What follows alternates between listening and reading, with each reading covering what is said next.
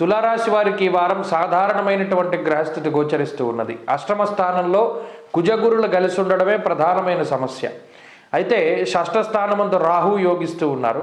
కొంత వక్రించిన శనేశ్వరుడు ప్రతికూలంగా ఉన్నారు కాబట్టి దశమ కేంద్రంలో ఉన్నటువంటి రవి, చంద్రబలం, అలాగే బుధబలం, ఈ గ్రహాలపైన ఎక్కువగా ఆధారపడవలసినటువంటి పరిస్థితులు, అనగా రవిచంద్ర బుధుల తాలూకు శుభ ఫలితాలు ఈ రాశి వారిలో ప్రధానంగా కనబడుతూ ఉన్నాయి. అయితే ఈ గ్రహస్థితి ఆర్థికంగా గనక ప్రభావాన్ని చూసుకుంటే అటు అష్టమంలో ఉన్న కుజుడేమో అప్పు చేయమని ప్రోత్సహిస్తారు.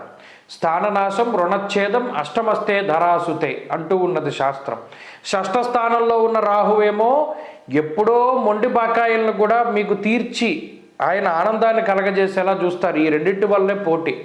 అటు అష్టమంలోనూ షష్ఠ స్థానంలోనూ ఏర్పడినటువంటి ఈ అర్గళ స్థితి వల్ల సంకట పరిస్థితి ఉంటుంది.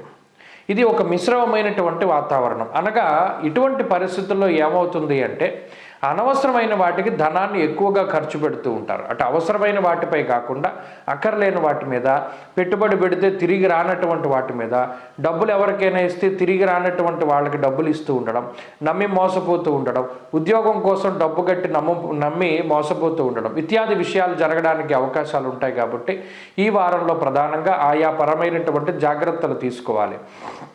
అలాగే కుజగురులు ఎప్పుడైతే అష్టమంలో ఉన్నారో అటు ఆరోగ్యంపై కూడా శ్రద్ధ వహించాలి. వాహనాలు నడిపేటప్పుడు, అలాగే ఎలక్ట్రిక్ వస్తువులు, ఎలక్ట్రిక్ వాహనాలు నడిపేటువంటి వారు, అలాగే ఎలక్ట్రిక్ వాహనాలను కొనుగోలు చేయడం అనేటువంటిది ఈ సమయంలో అంత మంచిది కాదు. అంతేకాక అటు విద్యుత్తు, అగ్ని సంబంధమైనటువంటి విషయాల పట్ల చాలా అప్రమత్తతతోటి ఉండాలి. అలాగే ఈ గ్రహస్థితి ఆర్థికపరమైనటువంటి విషయాల్లో ఇందాక చెప్పుకున్నట్టు అనవసరమైన వాటికి డబ్బు ఖర్చు చేయడం మినహాయించి అటు ఆర్థిక లోటు ఏమీ కనబడడం లేదు. అలాగే కుటుంబ పరమైనటువంటి విషయాలు సైతం కొంత ఆనందదాయకంగానే గోచరిస్తూ ఉన్నాయి. కుటుంబ సభ్యుల యొక్క సహాయ సహకారాలు ఉంటాయి. అంతేకాక విద్యార్థులకి ఈ గ్రహస్థితి మిశ్రమంగా ఉంటుంది. ఉద్యోగంలో ఉండేటువంటి వారికి కొన్ని రకాలైనటువంటి అడ్డంకుల్ని ఈ గ్రహస్థితి సృష్టించినప్పటికీ అధిగమించి ముందుకు వెళ్ళగలుగుతారు. వ్యాపార పరంగా ఈ గ్రహస్థితి చాలా సానుకూలంగానే గోచరిస్తూ ఉన్నది. స్త్రీలకి ఈ గ్రహస్థితి ప్రత్యేకించి ఆరోగ్యంపై ప్రభావాన్ని చూపెడుతుంది. ఆరోగ్యపరమైనటువంటి సమస్యలకి అవకాశాన్ని ఇస్తుంది. కాబట్టి ప్రత్యేకించి జాగ్రత్తలు తీసుకోవడం చెప్పదగినటువంటి సూచన.